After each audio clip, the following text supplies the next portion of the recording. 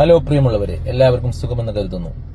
എനിക്ക് കൂടുതൽ ഇൻഷുറൻസിനെ കുറിച്ചിട്ട് എൻക്വയറി വരുന്നത് പ്രത്യേകിച്ച് ഹെൽത്ത് ഇൻഷുറൻസിൽ ഒരു ഇൻസിഡന്റ് ആയ ശേഷമാണ്. അതായത് ഒരു രോഗം നിർണയിക്കപ്പെട്ട ശേഷം അതിന് ഹോസ്പിറ്റലിൽ പോകുമ്പോൾ അഡ്മിഷൻ പറഞ്ഞിട്ട് ഇതിന് ഓപ്പറേഷൻ വേണം, അല്ലെങ്കിൽ ഈ കേസിന് കുറച്ച് ദിവസം അഡ്മിഷൻ വേണമെന്ന് പറയുമ്പോഴാണ് കൂടുതൽ ആൾക്കാരും പിന്നെ ഇൻഷുറൻസിന് വേണ്ടിയിട്ട് വിളിക്കുന്നത്.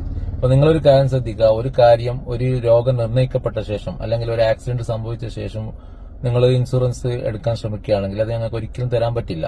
നേരത്തെ എടുത്തു വെച്ച ഇൻഷുറൻസ് നമുക്ക് ക്ലെയിം ആക്കാനേ പറ്റുള്ളൂ. അതല്ലാതെ ഒരു രോഗം നിർണ്ണയിക്കപ്പെട്ട ശേഷമോ അല്ലെങ്കിൽ ഒരു ആക്സിഡന്റ് സംഭവിച്ച ശേഷമോ നിങ്ങൾ ഹെൽത്ത് ഇൻഷുറൻസ് എടുക്കാൻ ശ്രമിക്കുകയാണെങ്കിൽ നമുക്കത് തരാൻ പറ്റില്ല.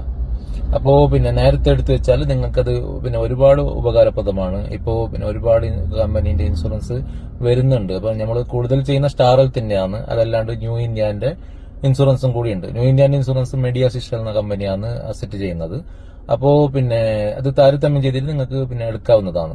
അപ്പൊ ആർക്കെങ്കിലും ഇൻഷുറൻസ് സംബന്ധമായ പ്രീമിയം എത്ര വരും, ഇപ്പൊ എനിക്ക് ഇത് ഭാര്യ, കുട്ടികൾ, ഇത്ര അംഗങ്ങൾക്ക് എത്ര പ്രീമിയം വരും അറിയാൻ താല്പര്യമുണ്ടെങ്കിൽ എന്റെ ഈനോടൊപ്പം കൊടുക്കുന്ന നമ്പറിലേക്ക് ഒരു വാട്സപ്പ് ചെയ്താൽ മതി.